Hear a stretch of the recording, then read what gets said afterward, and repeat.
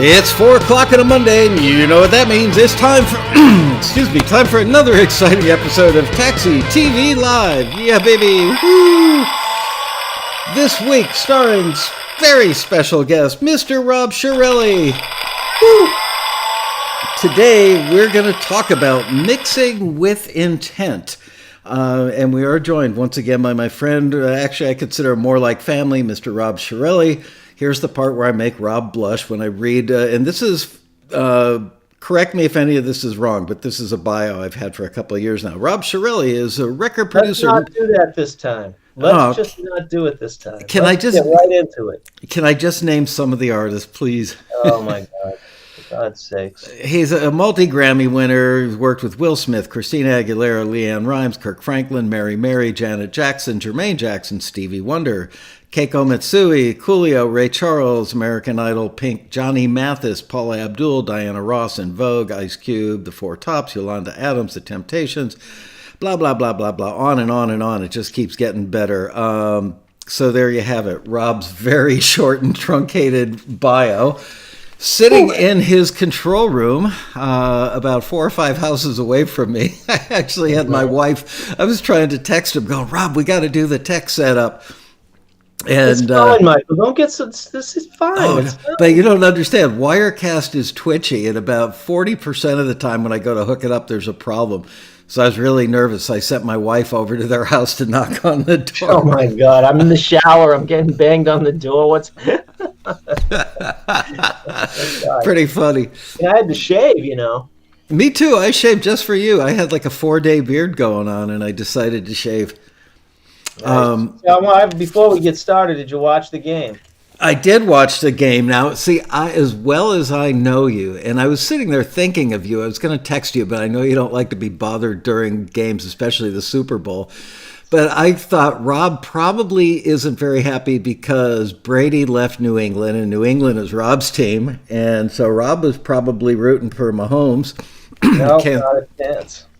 Huh? I'm a Brady fan through and through. I was jumping for joy. I am a Tom Brady fan, so I couldn't be happier. Well, I've got to say, I think Tom Brady is the shiz, man. That guy deserves all the accolades. I mean, he's accomplished stuff that nobody else has done. And the best part is he got to just drive home after the game, go home and have a little celebration with his lovely wife and children. Mm-hmm. But Mahomes is a special player, man. That kid is... Oh, yeah. No question. He makes my heart race when I see him do like an underhand lateral pass when he's got 4 guys ready to pounce on him. Amazing. Marvel. He's a marvel. There's no question about it. Yeah, yep. we're gonna once Brady is retired and gone fishing, we're gonna be hearing Patrick Mahomes will be the next greatest of all time, I think. We'll see. Long way to go, but yeah, great game in terms of being a Brady fan. Yeah. So what are we doing today? Let's do it. I plug in a new little utility that I got out here for you guys today.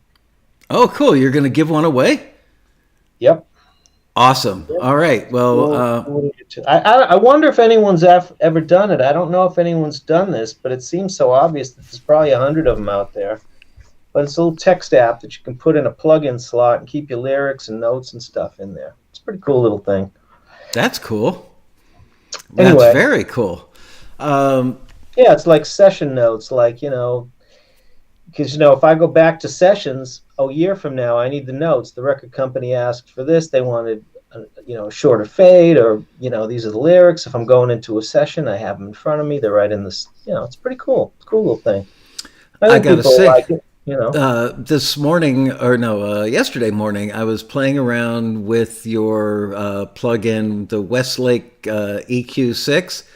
Remember, my friend in New York, who I think has great ears, said to me it was the best sounding EQ plugin that he'd ever heard. And I was checking it out on a vocal the other day. Sounds great. Put it on a snare drum. Amazing. But then you said that it has similar characteristics to an old classic EQ, which I'm familiar with and was always one of my favorites on snare drums. There's something about jangly guitars and snare drums through that EQ. Oh, yeah. The API. It's like an API on steroids. That's what I say. Yep. Well, it works. It works. EP and boost and cut, man, that thing is smoking. But anyway. And not noisy. Because you couldn't do 18 dB on a console and not have it sound like.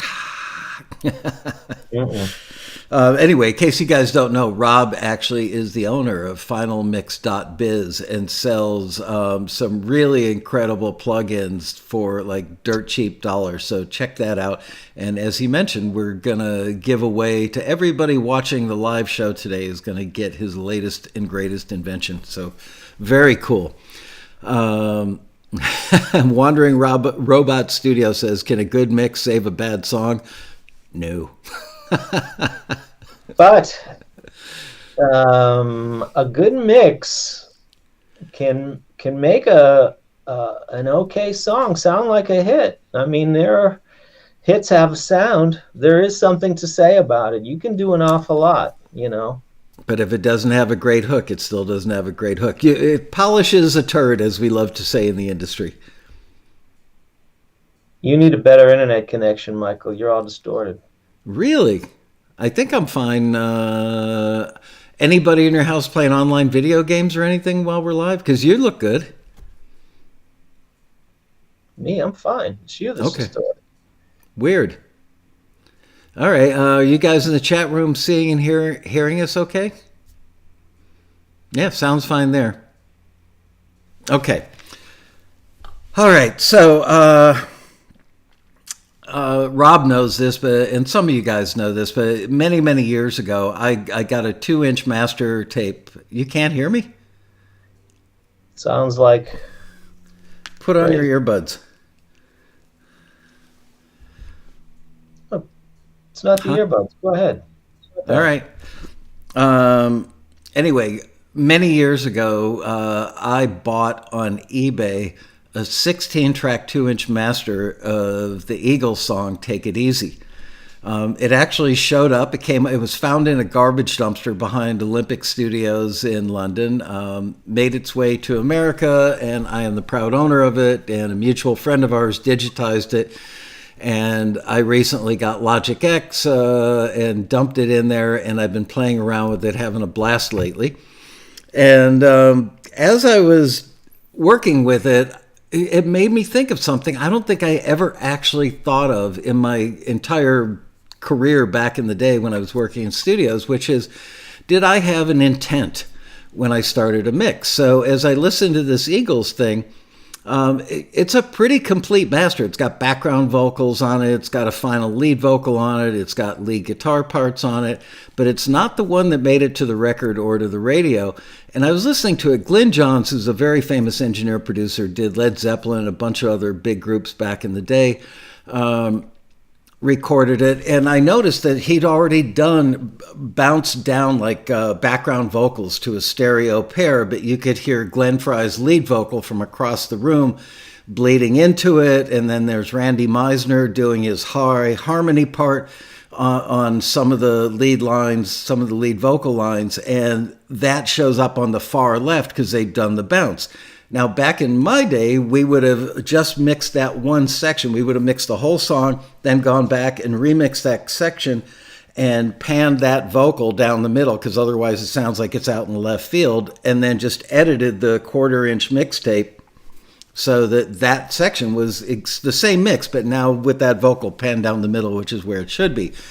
And I started thinking, I think I'm going to try and mix this like Bill Szymczyk, who did the later Eagle records, would. He had more of a silky, shimmery, glossy sound than the stuff that Glyn Johns worked on. So I had an intent. I had a goal. I had a target when I started mixing.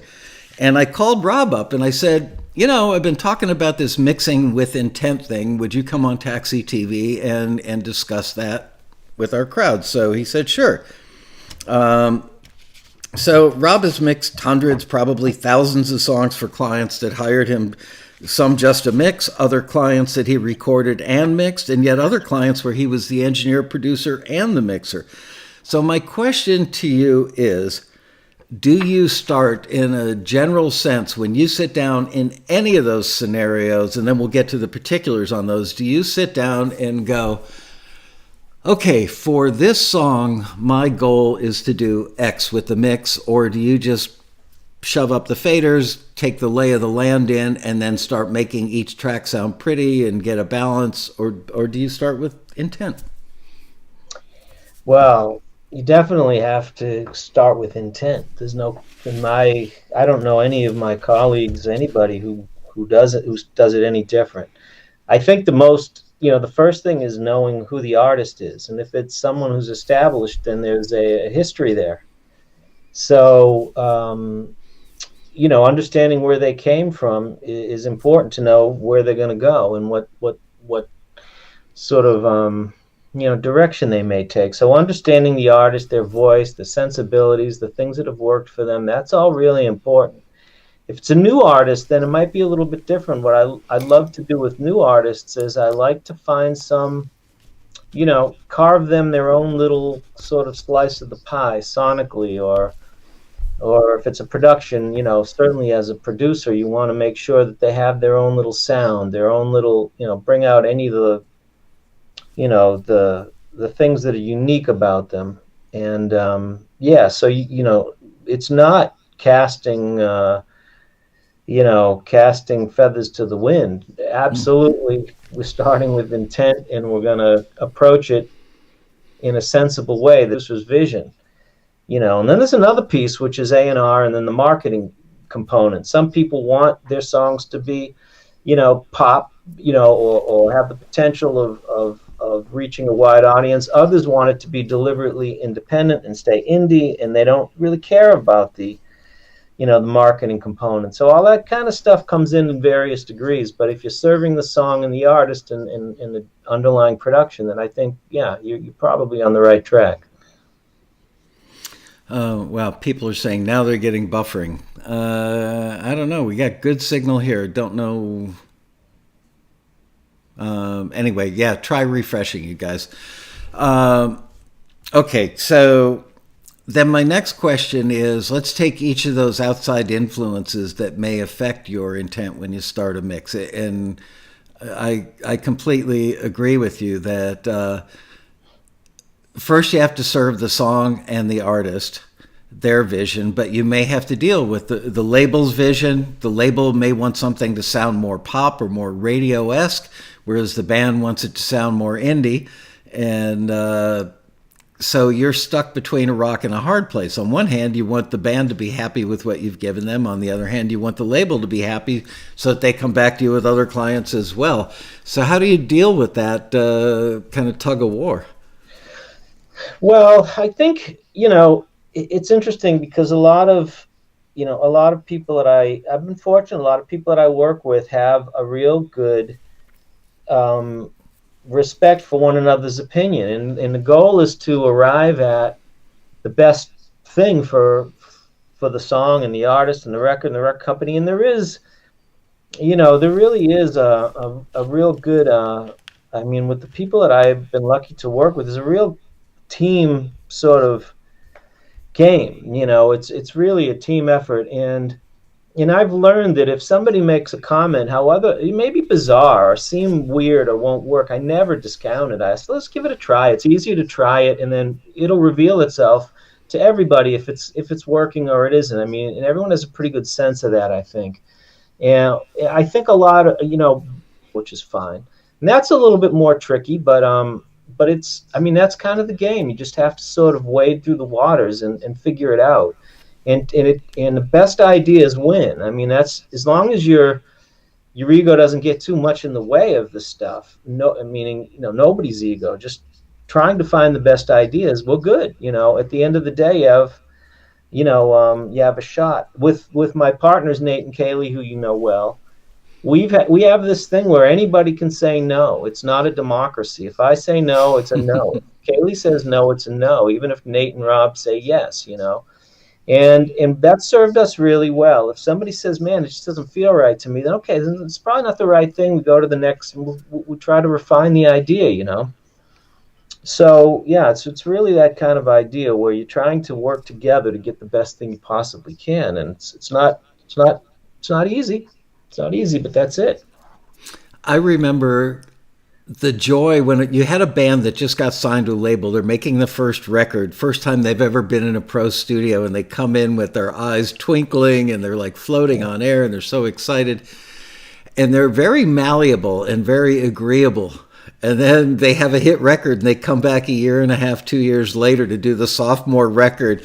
And they walk in and their posture is different. Their attitude is different. Their clothes is different.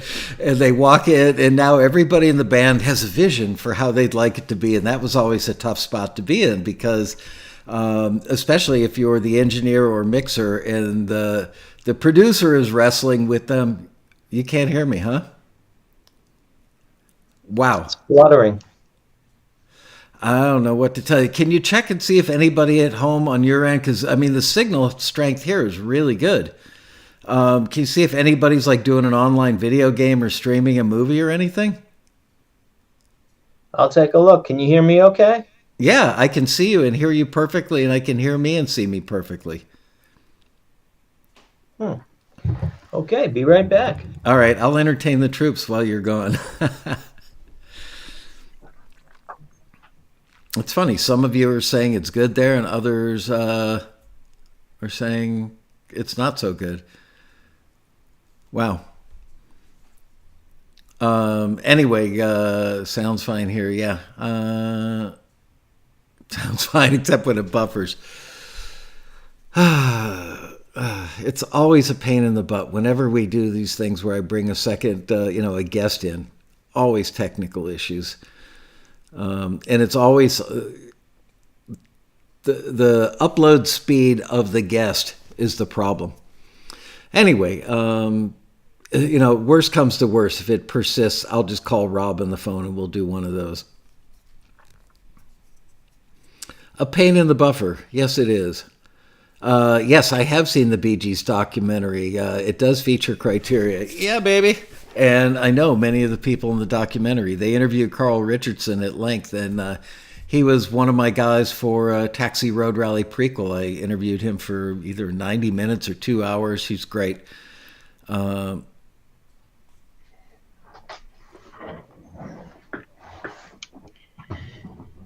right. Any better? Can you hear me now? Try again, because no, not yet. Interesting, because people, all right. Was anybody playing a game or watching a TV show? Well, my wife teaches until 4 o'clock, fifth grade, so she had her Zoom thing going, so that may have done it. Let's see how it goes from here. Okay, cool. All right, so anyway, where were we? Oh, we were talking about the sophomore album syndrome. Okay, so you're talking about all the different influences, and so when you sit down and you start a mix, give us a scenario and tell us about your workflow. Like, what thoughts do you have privately with yourself? Okay, this is what I need to do. What do you start with? How do you proceed? At what points are you checking with the people in the room to say, do you like the way this is shaping up? Any of that inside baseball you can give us. Okay, so if I get a record, usually I'll have, I ask the client to send an MP3 so I can hear what they've been living with. But I usually don't listen to that right away. I'll throw up the tracks, I'll listen to everything, I'll kind of hit play. And as I listen to the song, I'll kind of organize my tracks. The drums go up the top and I highlight them in blue, that's what I like. And then light blue is for the bass, I put it underneath. And the guitars are in green, and I have keyboards in sort of a purple thing. And I'm listening, and I'm organizing tracks, and kind of seeing the lay of the land, how complicated it is. Lead vocals are in like a gold color or yellowish color. Backgrounds are, amber, and I'll be, listen, solo something, listening, and it all kinds of sinks in and starts to take shape, and I get a sense of, of what to do. It's sort of You've heard thousands and thousands of songs. I've probably done 10,000 mixes in my life. Wow. It's a lot of stuff, and it kind of just over time starts to make sense. Like that, if it's an R&B record or gospel record, there's certain sensibilities. It's a rock record or country record. Certain things you kind of feel real quick. every now and then there's something that's like, whoa, where is this? This just came out of left field, and this is going to really be unique and different, and it has maybe a slightly different approach. But in general, things do fit into a framework. If a pop record has usually drums, bass, guitar, keyboards, and vocals and background vocals. So, the same elements will apply, even if it's, hip hop. Maybe it's a rap, or, the drums might hit a little bit differently than a straight pop record or a dance record, but the same elements are there. And, if you were to look at 1,000 of my sessions or more, you'd see them. The drums are up top, they're blue, and there's light blue on the bass, green is guitar, and so forth. They all look pretty much the same. And that's because force of habit, you automatically know where your eye goes there without having to look at the label for the track because of the color coding. Well, the color coding gives me an ability to get to something quick. So if it's a drum sound, I don't want to start looking for it. I know, I just hit the button that says, page up, and I'm at the top, and there's my drums. If it's in the vocals, sit at the bottom. So drums top, vocal bottom. So if I want to go to the lead vocal, I just hit page down, and then there's the lead vocal. I can get to it quick, especially if the artist is in the room. The artist. This is a good kid. My son is coming over with my coffee, and I don't know what the hell. Yo, Robert. It's not right. Hey, Robert. How are you, buddy? Hey. I'm good. You? Good, thanks. Thanks. So, the ability to get to something really quick is important. It's, if I have to look for shakers, right? They're at the top. They're under the drums, kick, snare, hat, and then shakers and percussion and stuff below that. It's easy, So being able to get to something quickly is a big deal. And when I work on a console, okay, it's the same deal. All the drums are on the left. The kick or the 808s are all the way to the left. Then there's the drums, then the bass, and then my vocals. There's usually the center section of the console, right, which is where the chair is, and right under my my right hand is the lead vocal on track 25. It's usually track 25, depending on how big the console is, but it's right there under my right hand. That's the lead vocal. And then to the right of that go any doubles, harmonies, backgrounds, right? So I know exactly where I'm going in terms of layout, whether it's in the box or on a console. I want to be able to get to it fast, and I want to be consistent about it. I don't want to. I mean, that's just a logistical thing. That's not even a musical thing. That's just, laying out your tools, in a comfortable place. Put them in your tool belt. Real easy. Yep. But always have same tools in the same places so you could shut your eyes and find them. I completely agree with that. Yeah. Do you start, you mentioned that you work in several genres, which not a lot of mixers do. There are some people that kind of specialize in music that would fall under the urban umbrella. Others are almost strictly country. And yet I've seen you do rock, pop, hip hop, just literally kind of every genre that would hit radio and probably some that wouldn't. Do you start your mixes differently? Let's say hip hop. Would you start a hip hop mix differently than you would a country mix? No, I really wouldn't. I mean, I've been lucky because, I started in 60s rock. I grew up with that from my brother. And then I went into jazz, and I studied jazz, and I played in orchestras. I have classical, legit training, as they say. And then from there, I went to pop and got, Cuban influences when I was in Miami, and then hip hop came and fell in love with that too. So I've been really lucky to grow up in a time where I was exposed to different types of music. So, but a lot of it is there's a lot of similarities. There really are. And now hip hop, for example, is in everything. It's in country, it's in every kind of music. And I'm really, really, really lucky that I got, exposed to it and got to work with some great hip hop artists early on. But the approach to, do we have new elements that come in the bridge? Is there even a bridge? Is there a rap in the middle of the song? Are the backgrounds the same thing every chorus, or do they grow? Do they get bigger? How does the song develop? Like that's all kinds of stuff that I think we all tend to expect just as listeners, So as a mixer, we want to just bring that stuff out, and as you listen, whether it's hip hop or R&B or gospel or pop, it's all that's all of the stuff that we want to take in when we listen and begin a mix. It's so much easier for somebody that's done it hundreds and then thousands of times, because you don't have to really. I remember not thinking about stuff. You just intuitively go for it, and kind of you're like water, where you take the shape of the space that you're put in without thinking about it that much, because you've done it so many times and you run into so many of the same scenarios. Let's talk about things like budget. I remember I did a record with Melanie called Ballroom Streets. That was a double live album where we recorded the entire album end to end every night, 10 nights in a row in the studio with an audience. The way I set up the microphones, the way I recorded stuff, because I knew I was going to be editing 2-inch 24-track tape for that. So I couldn't improve my guitar sound on night number 2. Whatever I locked in on night number 1 had to stay that way for all 10 nights. Otherwise, I couldn't cut the 2-inch without creating a nightmare. So I was actually foreseeing the mix in my head as I was setting up the room and getting my sounds in advance of that first night. I also knew that we didn't have a huge budget for that record, and we had a very finite amount of time. We couldn't just go open-ended. So do you have to consider things like budgetary concerns, delivery dates, things like that? I can't hear a word you're saying, so I'm trying to figure out why, but you sound like kind of a motorboat. Really? There you go. Now you're back. All right, I haven't changed anything. Budgets.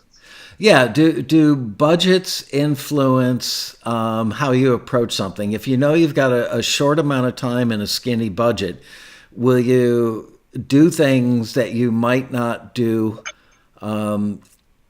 if you had a longer timeline and more money? No, budget doesn't play into anything. When I mix, it is what it is. I mean, I whether I get a big budget to mix or a small, I do the same level of work every time. It never comes into play.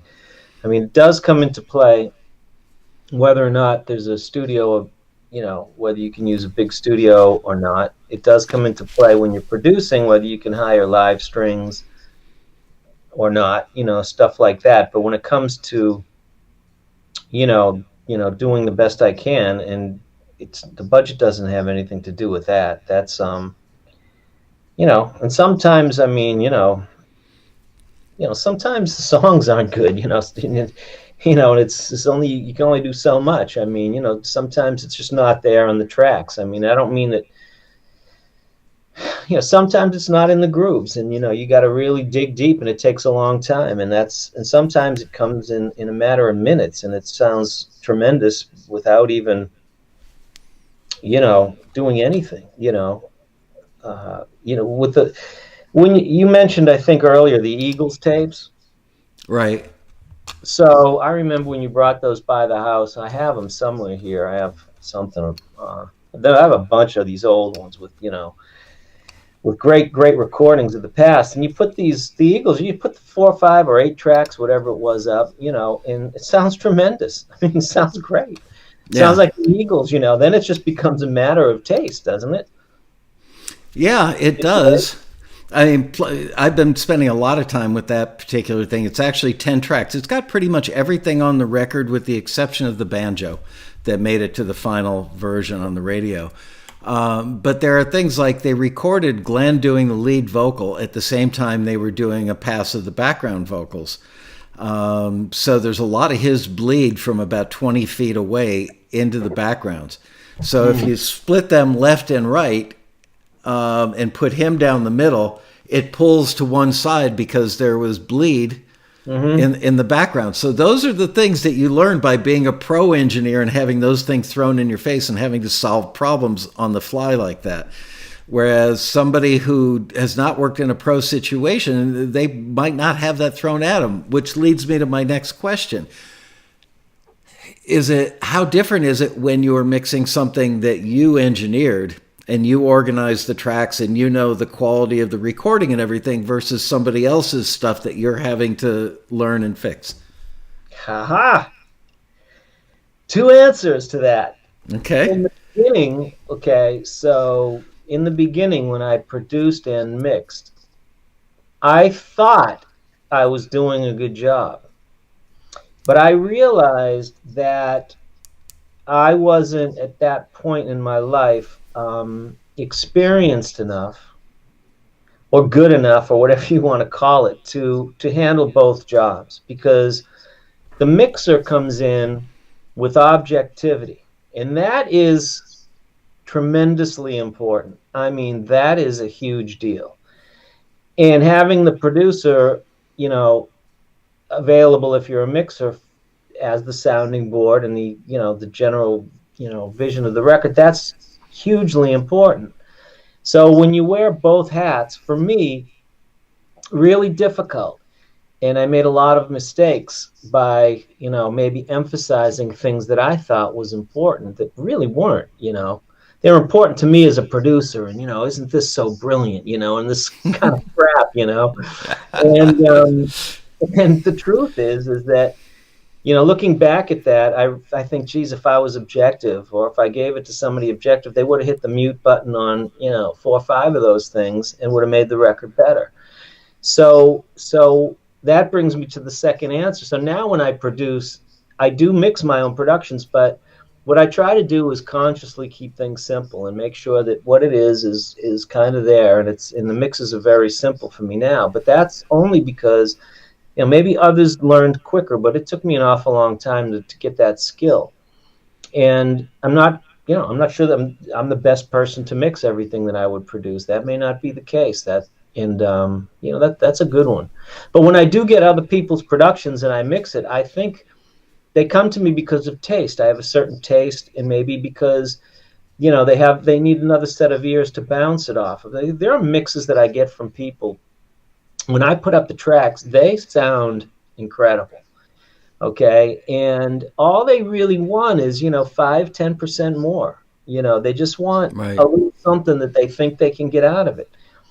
And in this game, it's a game of inches, and sometimes that's what they need. So they might go to a mixer like me or anybody, to bring some objectivity into the process, and maybe just hear some things that are overlooked, or refine it a bit, or bring an edge to it, or some little thing that makes the difference. Other times, folks may have been struggling with the mix because maybe they tried to do it themselves. They feel like they didn't quite get it, and then they just want someone to come on in and really just, blow it up and put it back together, which is fine and fun too. So I think the thing is to keep in mind that there's, mixers bring objectivity. So do engineers and A&R guys and producers and artists. I mean, everybody sees things a little bit different now. There's a story I may have told on TAXITV. It's not my story, but it's a great one.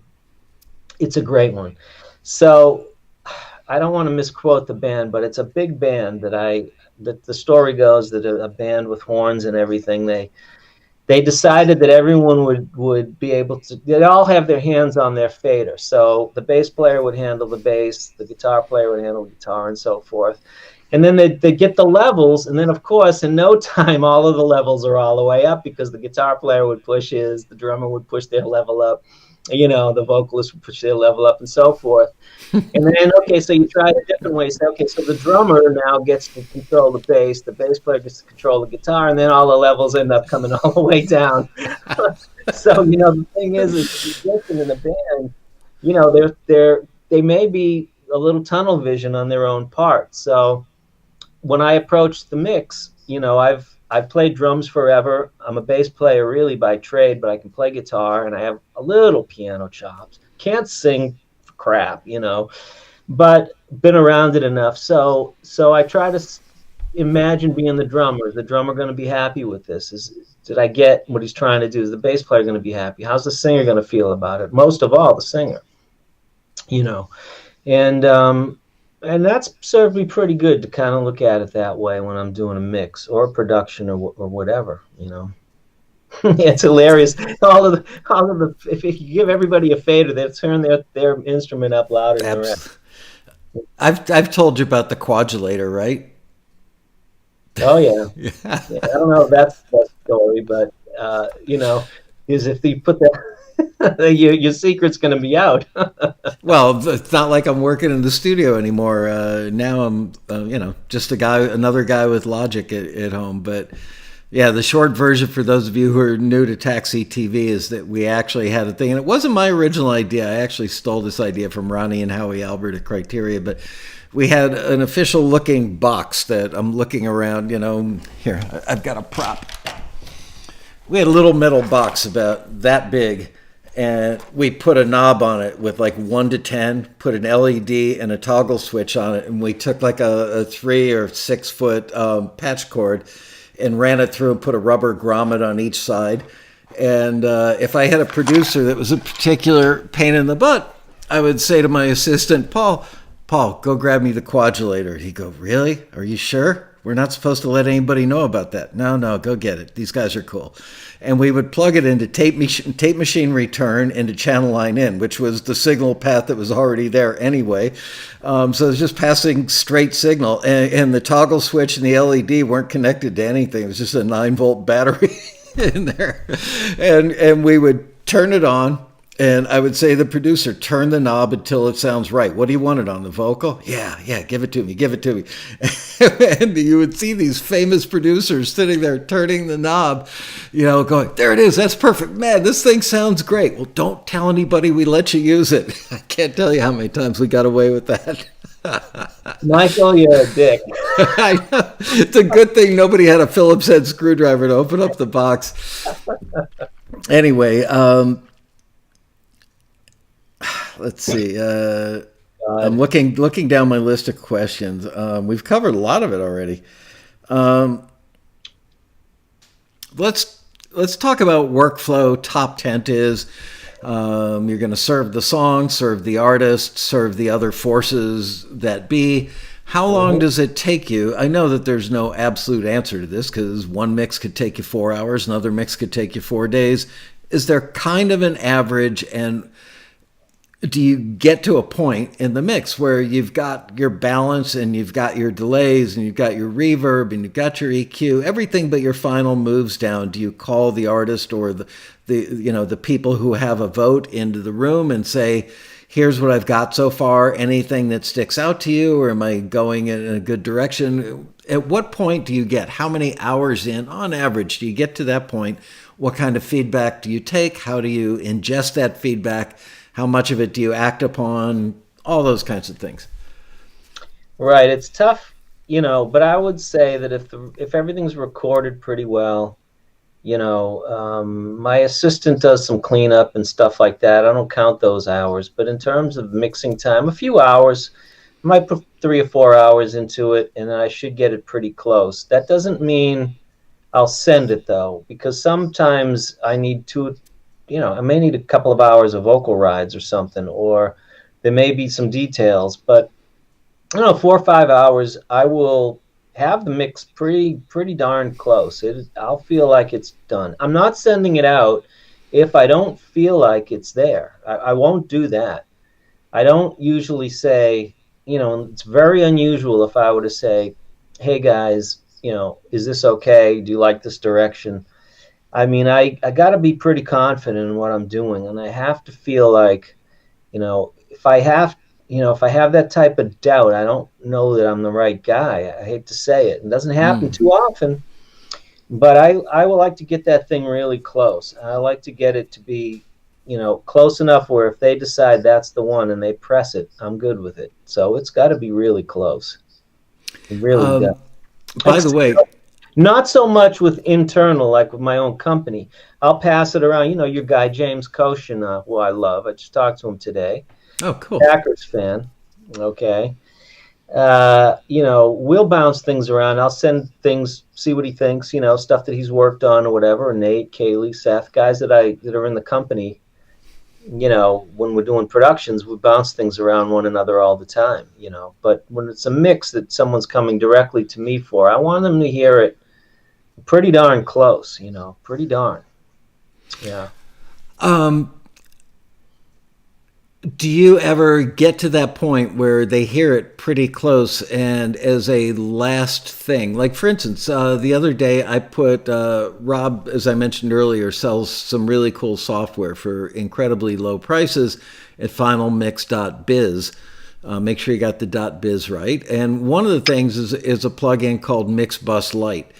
And over the weekend, I had this mix going on where I was mimicking what Bill Szymczyk would do with the Eagles. And it was the first time I ever used an exciter. Prior to using MixBus Lite, I was using the exciter, that plugin that comes stock with Logic X. And I was really impressed with how it sounded. I think I had, if I remember correctly, I had Neve EQ on my master bus. Just barely any on there, just wanted the sound of Neve going through there. And it was pretty, close to indiscernible, but it didn't mess anything up, and I figured it couldn't hurt. I also had a stereo compressor, but I can't remember what I was using. And then just for giggles, I threw on this exciter thing, because I remember having one of the Aphex sent me the very first model of Aphex oral exciter in the 70s that they made, late 70s, I think, and said, here, hang on to it for a few months. Let us know how you like it, and if you want to mention it in any of the articles you write, that would be awesome. And then a couple of years later, I got a thing called a BBE Maximizer, and I never really liked either of those. I never liked them well enough that I kept them on a record. They were interesting, but they weren't great. So I used the exciter the other day that came with Logic, and I went, wow, this is the first time I'm using something across the stereo, across the mix bus, that just adds that glossy thing that you hear on records that everybody wants to achieve. And it was like, turned it up to 18% saturation, and magically it was like, wow, sounds really good. So then the other day I was trying MixBus Lite from you, which is a one fader gizmo. It's got like 4 or 5 detents for like pop or R&B or rock or whatever. And then like more and less knob on it, kind of. And a fader. And you can't, it'll let you get to maximum level without exceeding it. It sounded really, really good. I have no idea what's going on inside of that plugin, but whatever it is kind of idiot proof. So good job on that one. It's got all that crap in there, and it's just used just enough so that you can't screw it up. It's supposed to be, And by the way, for those folks who want the free plugin, this is the code. It's just Taxi 2021. All right, great. And how long? So they should go to finalmix.biz. They can download your new thing. What's the name of the thing that they're downloading?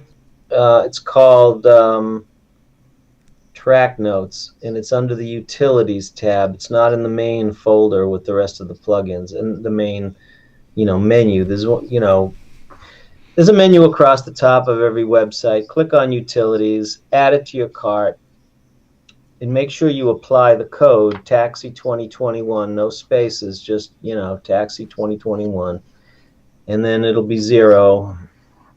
And share it with your friends if you like, give them the code. It's all right. It'll be up for a week or so. Cool.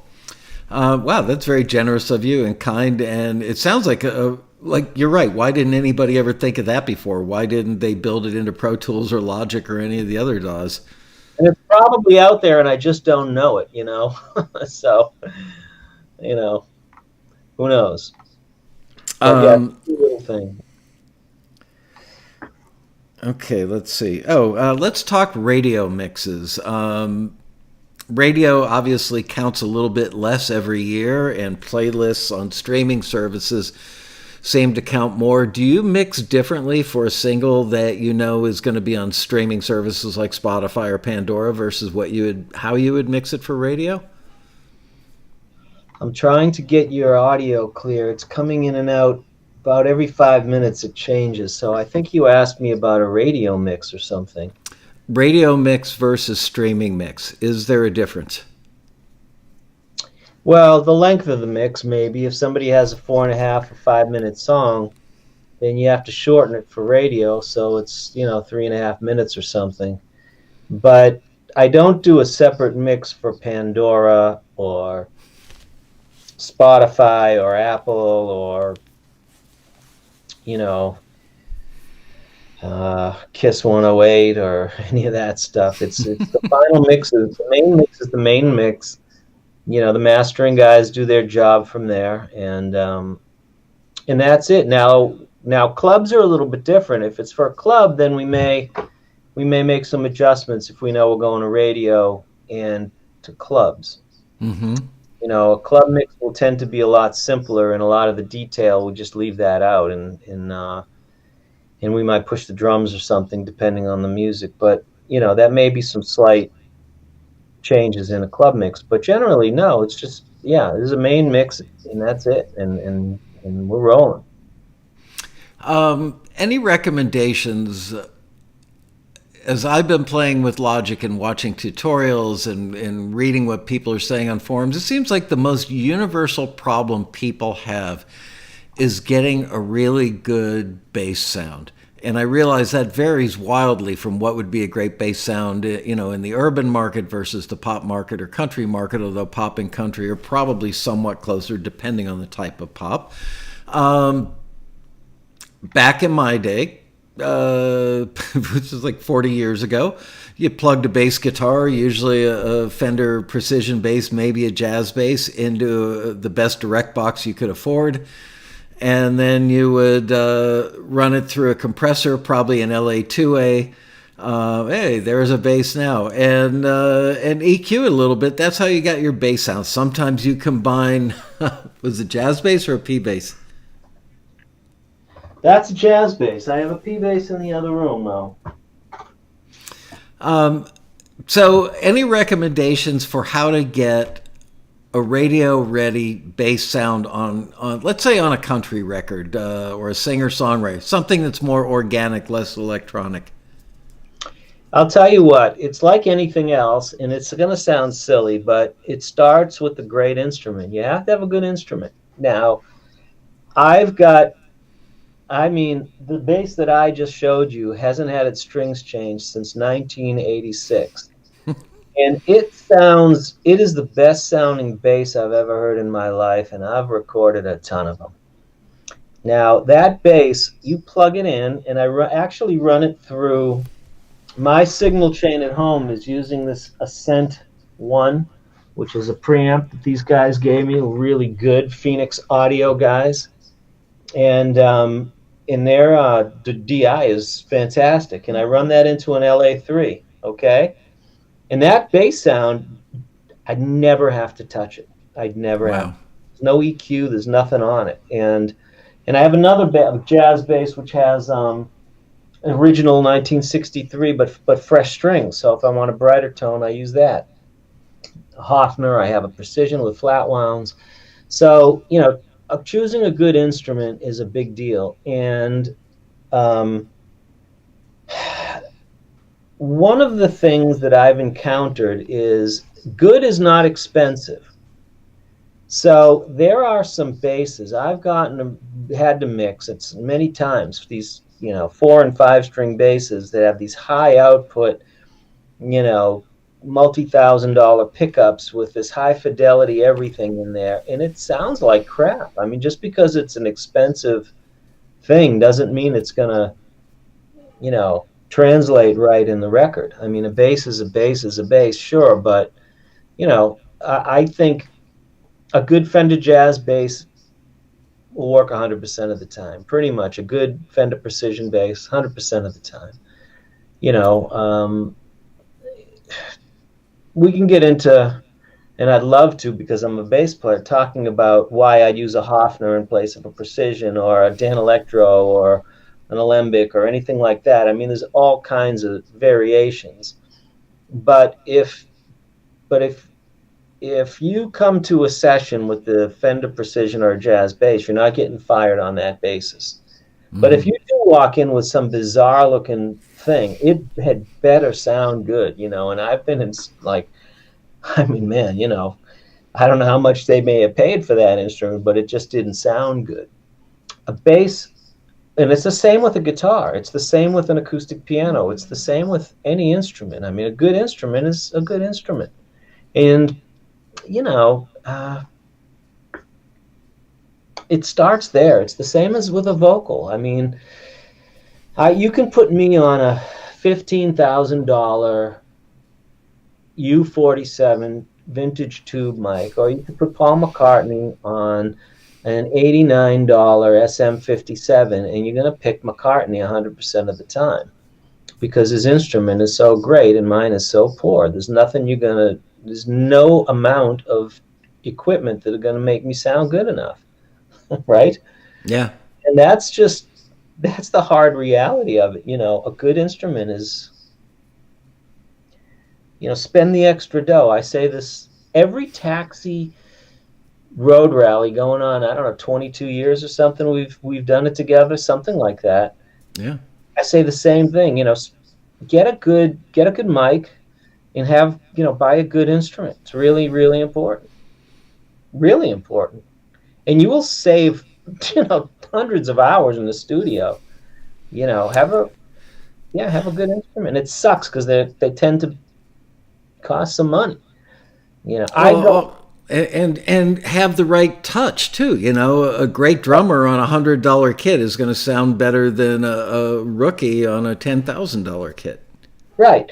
And, you know, there's a great string arranger. His name is Jeremy Lubbock. I used many years ago. And he used to call me Young Rob. He used to have this, you know, great guy, Young Rob. Well, can we get live strings? And I said, we don't have the budget for live strings. Well, why did you hire me was his question. I'll never forget this. Why did you hire me to do this expensive arrangement when you couldn't use live strings? Because I had a choice. I could either pay a crummy arrangement and have good real strings, or I could have a great arrangement and try to do the best I could with synth strings. And I said, I wanted your note choice. You know, I wanted his note choice. That was the important thing to him. And that I don't know, you can look at that as an exception. And he wrote this beautiful arrangement, you know. And Derek Nakamoto, another friend of mine, just did a great arrangement for me. I wanted his sensibilities, or the note choices. You know, and sometimes you make those decisions because, you know, you asked earlier about budgets. Now, there's a big one. You know, I want the arranger to bring out, you know, those note choices, and some of the sample string libraries are so great now that, you know, that's a decision you have to make because it's a budget choice, you know. But in all of the cases, I'm pretty much saying, yeah, you know, you're going to have a really good instrument, you know, and I think it's important, you know, real important. What's your favorite reverb plugin these days? I've been using the Waves IR plugin, which is impulse response plugin, and I've used that because I have some really good impulse responses that I use. And I mentioned last time that I took a snapshot of my dining room because it has the sloped ceiling. Right. I ran the speakers out, I put the mics in, and I captured that reverb. I use it on all the drums now, all my live drums. I mean, that sounds so great. And yeah, so I love that one. I like the Valhalla reverb, which is really, really cool. And I like, let me go see what I have here on a session, and I will tell you. I'm going to open one while we chit-chat here.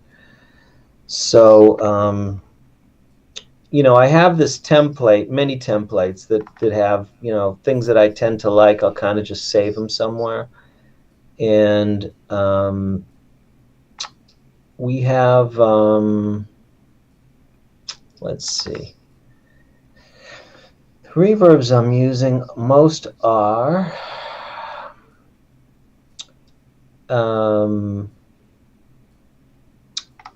yeah, this one's pretty good.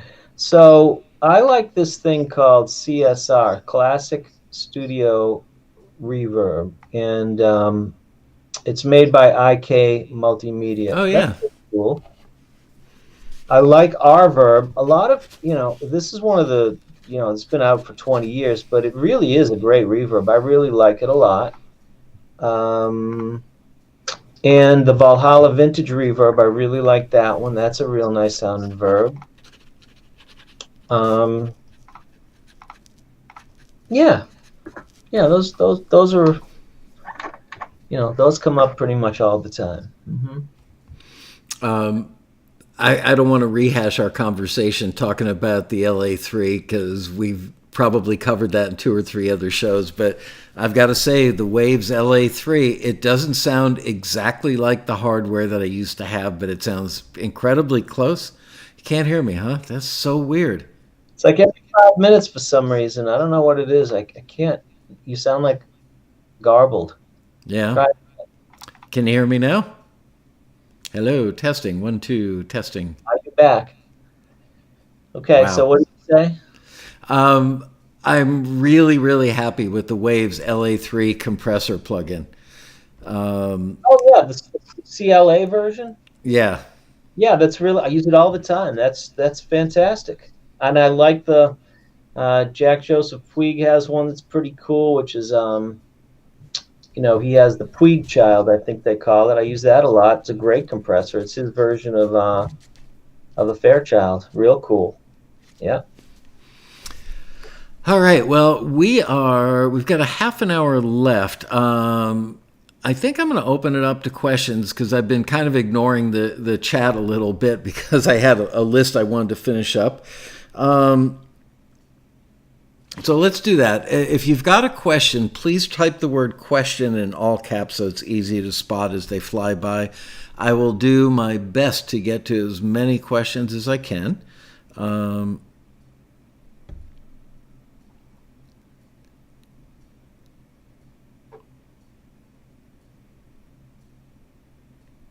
Yeah, Dan Weber, you won't be disappointed with the CLA LA3 clone. Here's one from Pat Wara. Rob, do you mix your own material, and does that change your approach? We touched on that earlier. I do. I mean, I mix my own stuff. Yeah, I do now. But years ago, I wish I didn't. It took a while for me to figure it out, and I have a nice little team that keeps me, keeps my eye on the target, So I do. Yeah. I'm not sure I understand this question, Jonathan. So you may need to rephrase this one. I'll come back to it later. Do you input the arrangements yourself when you buy them? I don't know what that means. I know you could buy an arrangement. How do you battle hearing fatigue? Theo wants to know. Oh, great question. So this is the stuff that used to drive people crazy. So we'd be in the studio, clicking off hundreds of dollars an hour, I mean, the cost of an SSL. And now people know me, right? So it's a lot easier. But early on, the way to fight fatigue is, I'd mix for, half hour, 45 minutes, take a 15-minute break, maybe a couple hours, take a half-hour break, take lots of breaks. And it would drive people nuts because they think it's better for me to just be sitting there. Man, no. Me sitting in front of those 2 speakers, without a break it's insane, right? No, I sit in front of the speakers, I take a break, and every day at 4:30 or so, I have a quick coffee break. And you saw my son came in with a little espresso, which usually I'll take a break, I'll go out, I'll chill out, and I take a lot of breaks. I don't sit there and try to until blood comes out of my ears. We gotta take. And every time I come back from a break, something reveals itself. It's like, oh shoot, I missed that. And it's the best thing you can do. Take a lot of breaks. Take a lot of breaks. Don't force. How do you make your 808 stand out in the mix? Well, 808s are,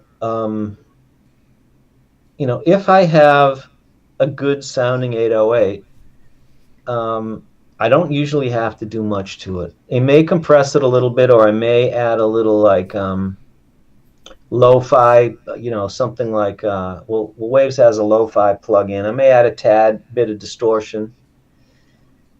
Yeah, but an 808 sits pretty good just as it is. I don't think it needs a lot. And that's, if there's one lesson I've had in life, it's like less is more, and do this little bit, just do as much as you need to do. You don't need to carve an 808 unless it's just a bad sound or something. I think it's 808s, early on, I didn't understand how to really use them. And if can rewind the clock to when they became really popular, you know, it, it, it, it wasn't a kick drum. It's a new sound, isn't it?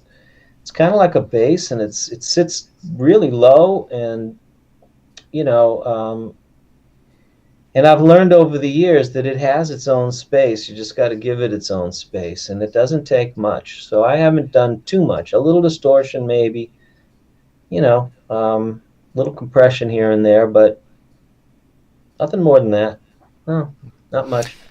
Somebody asked a question, it's kind of general, but it's a little interesting. How do you treat mid-range frequencies? Of course, that's instrument and context contingent, but is there any general way to answer? Well, mid-range frequencies is really interesting because it's like you can always, there's this thing, mastering guys. What did you do to my mix? Well, I added a little air up on top. I had a little, something on the bottom.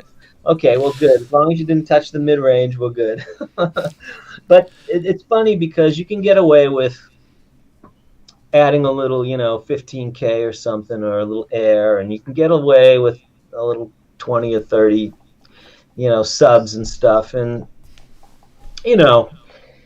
but in the mid-range, if you start, the difference between 1K and 700, or 700 and 500, or 500 and 2 or 300, I mean, those are pretty darn drastic. If you're not careful, you can really have a strange sounding mix. You really can. So how do you handle it? With restraint.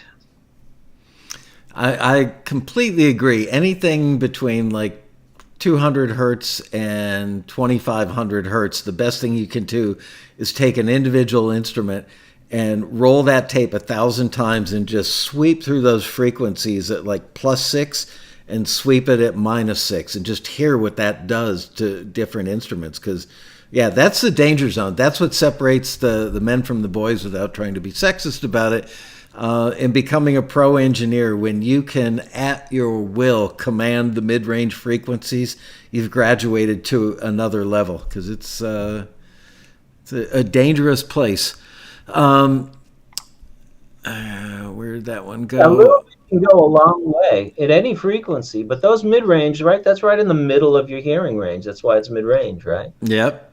If you take a vocal and want it to poke out a little bit in the mix, and you boost, let's say 2K or something, half a dB is a lot. A dB is a lot.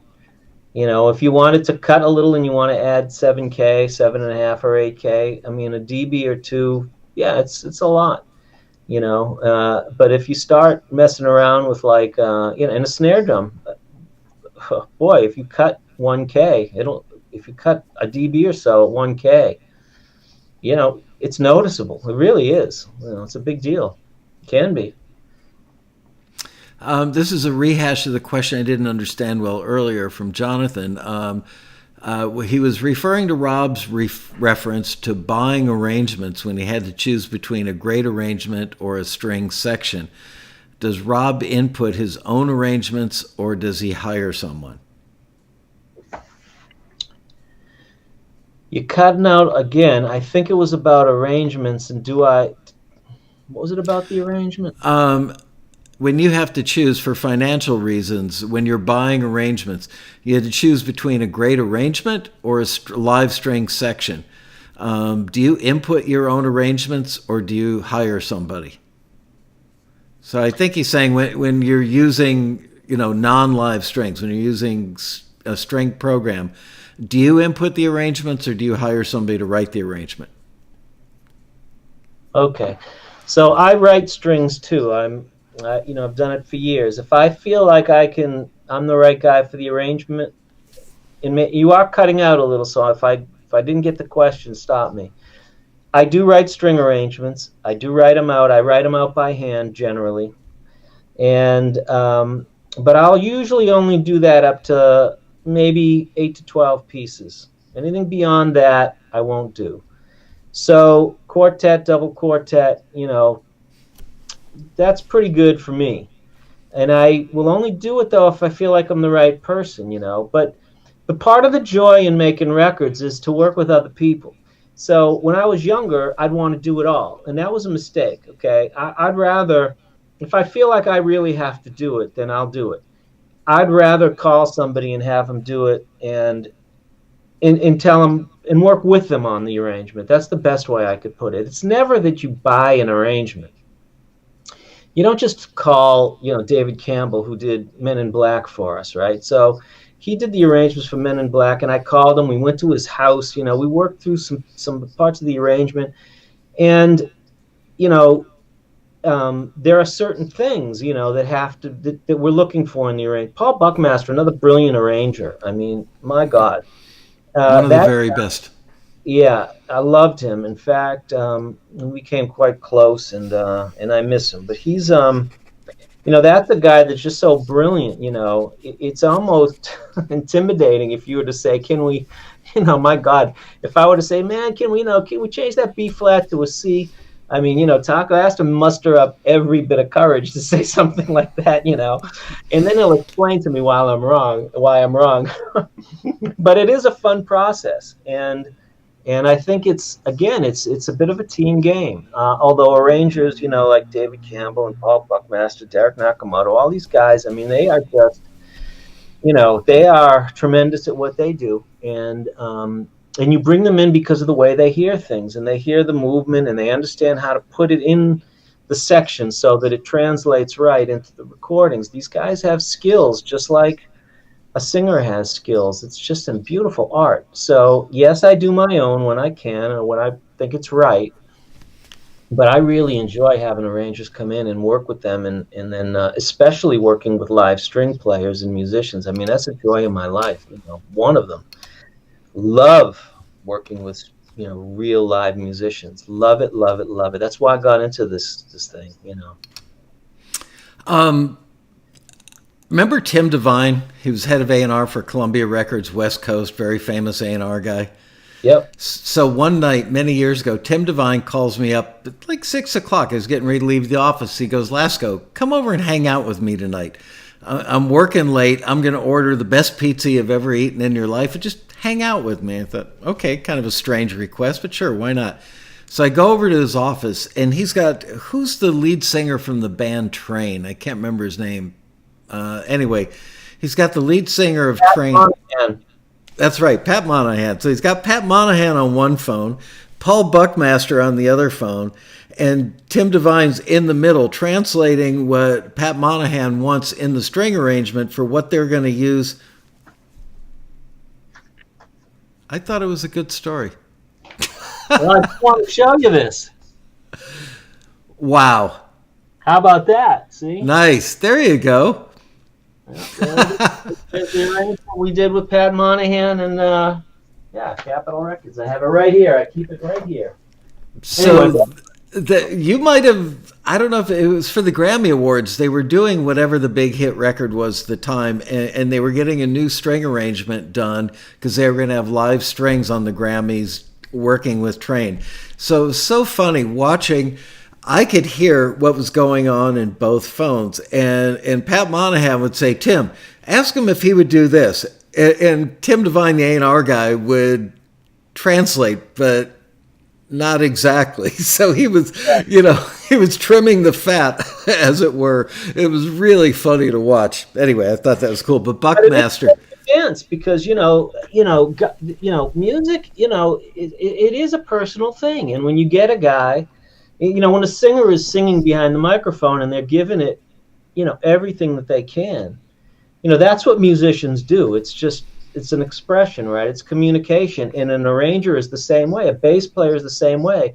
So if they really feel like they got what they wanted out of it, it can be a dance to make changes, and and that's part of. I think that's a beautiful thing. It's fun, but it can be tricky. It can be tricky. Several people have asked, do you use a sub mixer? I mean, a subwoof when you mix? Only time I use a subwoofer is on the big mains, okay, on the dual 15s on each side, and there's a subwoofer. And when I want to feel that thing, yeah, absolutely, there's a subwoofer. But generally on NS10s and stuff, no, never. Mm-mm. But that doesn't mean anything. Guys use them. It's just a matter of taste. I'm looking for a good one here. Can you talk about saturation? When and where do you place it in the master chain, and is it a must? I don't use any saturation plugins on the mix bus, if that's what they mean by the master chain. I will use saturation on certain instruments. Well, let's see, what do I tend to use it on?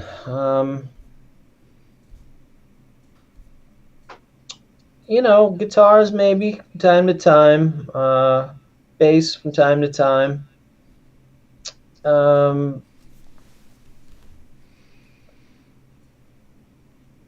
Drums. Yeah, I guess I've used it on just about anything, but I find that it's again another thing that a little goes a long way. Now, if I had a drum aux and I wanted to, I do that quite a bit. I'll take the drums, I'll run them into an aux, and maybe I'll add a little bit of saturation. Okay, that also goes a long way. Sometimes I just put it on the snare, So, yeah, I think that's fine. I like saturation. It has its place, absolutely. Let's find another juicy one here that I think will apply to a lot of people.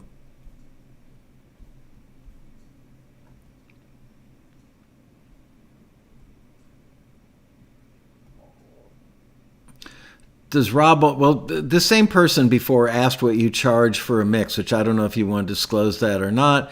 He also asked, does Rob only work with certain artists, or is there somewhere where we can give him our business? He's not cheap.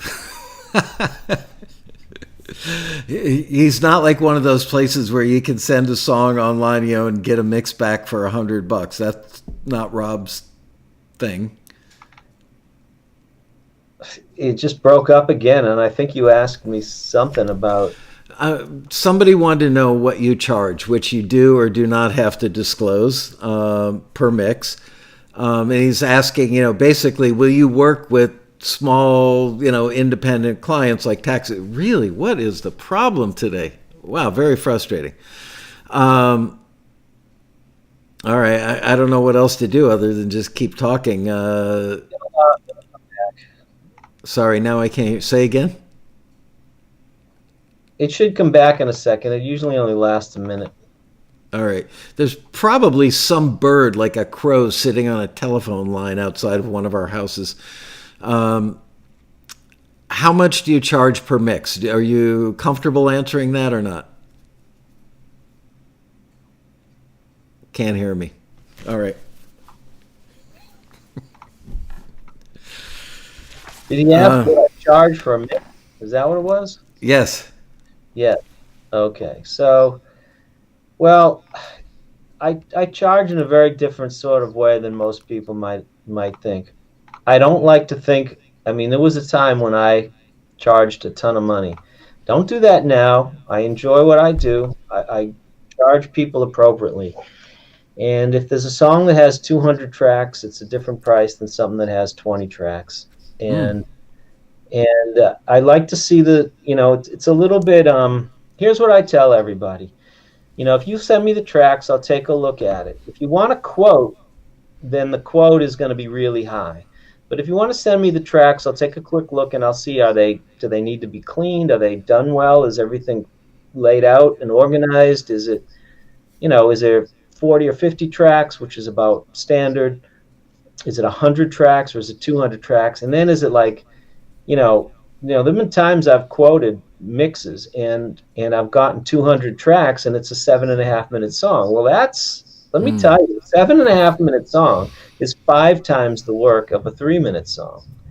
And I've had a couple come in where it's like, I'm really sorry, but I don't do 9-minute songs. And I've had to pass on a few of those. I don't have a month to mix a 9-minute song.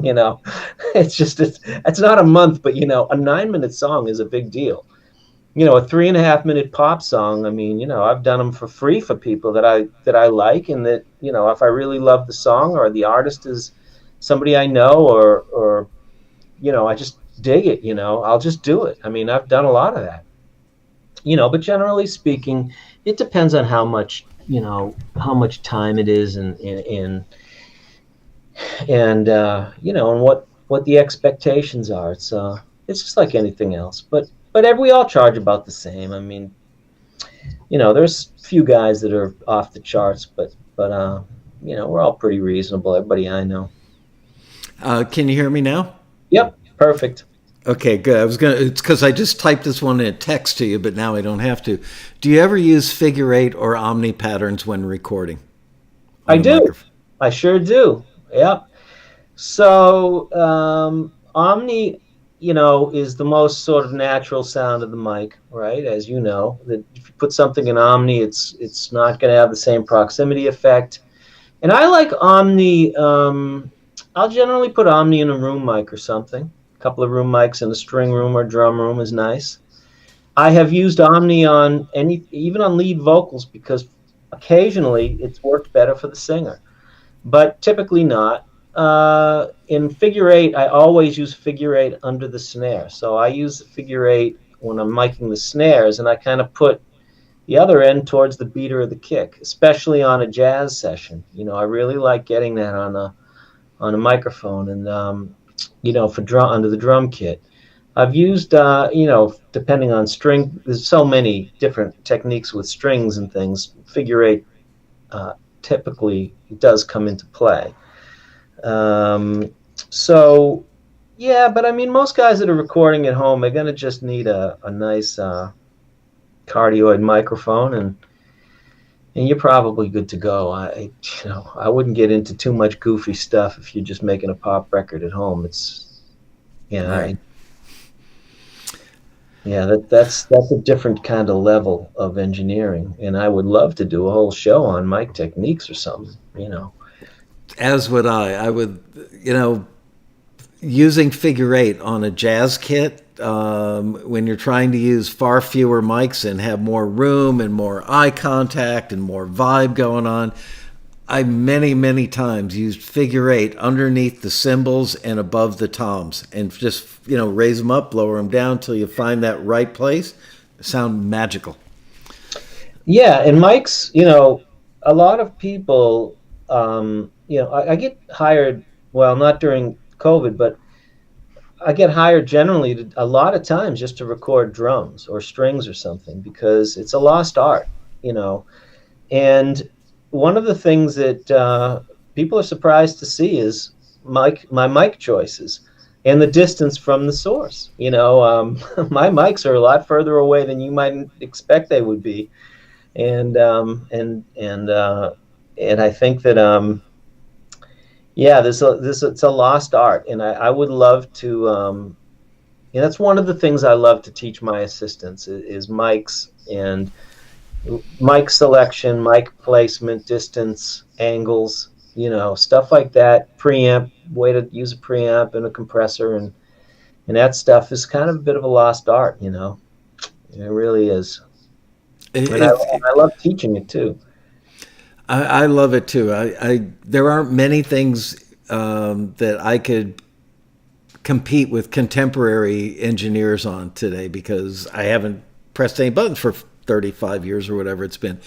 But mic technique is still great mic technique. And I've got to say, I learned from some of the best, and I cherish that that knowledge, and would love to go to a studio, like a room like Sphere, and do a session with organic instruments, microphones. But this leads to the next question, which somebody asked a very intelligent question. Not that the others weren't, but with so many samples are compressed already. Do you find that you just use the stuff right down the wire, or do you still run it through a compressor, an equalizer, or treat it in any way, shape, or form? So samples. So samples are a different kind of animal. So if we're talking about drum samples, kicks and snares, I use generally my own samples for everything. And you mentioned Sphere, and I've been, to some of the great, drum recording rooms, East West and others in the city where, I've been able to record my own samples, which is kind of what I use. And even if there's a drum sample, I might mix in one of my own. So that said, a lot of these coming out of the box sound great. They really, really do. And it's hard for me to knock it. And it's not that I want to knock it, but man, it kind of pisses me off that you can get a great drum sound by calling up, one of these, even Easy Drummer or BFD or those. I mean, the sounds are great. They really are. And you can get away with them, and they not only can get away with them, they're on tons and tons of hits. And drum loops, I love going in with drummers, recording their parts and loops, and man, I just love doing that stuff. But the samples today are great. They're great. I mean, they're great, and it kind of pisses me off. I mean, you can call up Ivory or something, and there's a piano. You can get symphonic strings and stuff, and at the touch of a button, it's shocking how good it is. It really is. Shocking. Yeah, the Vienna Symphonic Library came out with I forget the name of the program, but it's, and I don't mean to demean it or anybody by saying this, but it's kind of idiot-proof one-finger orchestra that really truly works and sounds amazing. And we featured it some at the Road Rally. It was breathtaking. Okay, we've got time for a couple more questions. What are your favorite monitors for making pop records? My favorite monitors for making pop records are my favorite monitors for making records. I use the same monitors for 31 years. They are Yamaha NS10M studio monitors. I use nothing but those. For big monitors, at the studios, we have big dual 15s on each side with subwoofers. It's usually JBLs with TAD drivers and an Augsburger cabinet with TAD mid-range horns. So I think I can't remember the mid-range horn, but anyway, that's pretty much the setup. I'm not a fan of the tannoy stuff. A lot of guys do, a lot of mastering guys like it, but I'm accustomed to NS10s. And that's what I use, and it's not that's, I'll tell you, if you were to rewind the clock to where Hugh Padgham, who did the Police and Genesis and all those brilliant records, and Bob Claremountain were the two guys. I think Bob Claremountain, I'm safe to say, invented the art of mixing, so to speak, right? I mean, the modern mixer, I think. And, one of my, idols, as is Hugh Padgham and, Jeff Emmerich and those guys. But I read in Mix Magazine many years ago that Hugh Padgham used acoustic research monitors, which I had a pair, the exact ones. But Bob Claremountain used the NS10Ms. And this is when you were working with me early on and was sleeping over at the house, remember? Yep. So in the basement of my mom's house were those two pairs of monitors, and I ended up finally just choosing NS10Ms when I came to LA, and because they were in all the studios, and then I became familiar with them, and that's it. So that's what I love, that's what I use, and many people have asked me to try monitors and offer to give me all kinds of free stuff, and I just don't even want to try them. I'm not even interested. Just love NS10Ms. I agree. I grew up on 4311s and transitioned to NS10s probably around the time you and I met, and I've not used anything. I'll check stuff at the end of the night in the big speakers just to send everybody home with a smile on their face, and I almost don't care what the big monitors are, but NS10s, it's because it's what I know. Yeah. Yeah. Somebody asked a question a while back. I'm trying to find it, so I'm going to paraphrase it now. I don't have it. My NS10s are at my office, and because I've been playing around with Logic and trying these mixes to learn the topography and signal flow and stuff on it, I've been mixing on a pair of Bose noise-canceling headphones, which have a very accentuated bottom. But, if I'm in bed at night and Deb is sleeping and I can't sleep and I want to mix, rather than getting out of bed, I'll just open up the laptop, plug in the headphones, and start playing around. Anyway, so the other day I saw that Waves has control room simulations, control room simulation software, plugins. The new one is for, I can't remember. It's Studios in the Church, Ocean Way, Nashville, which is a great sounding control room. I actually got to hear part of a Faith Hill mix for like 3 or 4 hours at control room. It's a great sounding control room. And then they've got another one for Abbey Road. Have you ever used anything like that? Do you know anybody that does? I'm tempted to spend the $35 and get one, just because I will probably be mixing on my headphones for quite a while. Okay, let's talk control surface. Let's talk control surfaces for a minute. The one thing I've quickly realized is I hate mousing or using a trackpad to adjust anything in a mix.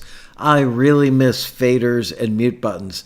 Do you have any sort of control thing? Ooh, we're going to get a visual aid right now. The trackball comes out. Are you still using the trackball after all these years? There it is. The Chiarelli Signature Series trackball. Well, in terms of in the box work, yeah, it's a trackball. Yeah. Can't stand, those pads on laptops. Some kids get around. I mean, people can fly around on those things. It's just not me. I prefer a console first and foremost, but if I'm in the box, then I love the trackball. It's quick. Real quick. I cannot get myself used to. I miss reaching out and grabbing a mute real quick. Old habits die hard. All right, we've got time for one more question. Let me go find a doozy.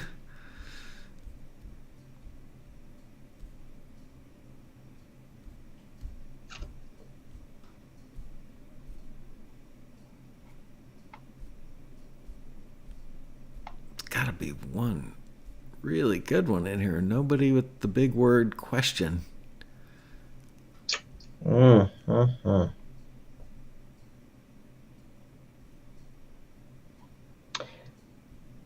I have a question. Okay. Are we thinking Road Rally 2021 this year? Well, it's going to happen one way or the other. I'm happy. We're going to return to the glory of hanging out with people. I hope so. I don't know. Of the year, I will have to say. You guys did a great road rally, but not seeing people in person, because I got to know so many people from Taxi, and I really look forward to seeing everyone every year and getting to hang out. That's such a great thing. So hopefully we can do it this year. I've got to say, I've become very close with the 50 or 60 people that show up on Tuesday or Thursday for the Quarantini happy hours, which is a much less formal version of TAXITV. And I can't wait to do a physical road rally and have a little private party where I can get those people that have all become part of like I call it my little Manson family, get them all together for a private night up in the presidential suite, just so we can all meet face to face, because it's amazing how close that group of people has grown over 10 months. Yeah, and over the years, there's so many great people that I've gotten to know, and I miss not seeing them. Yeah.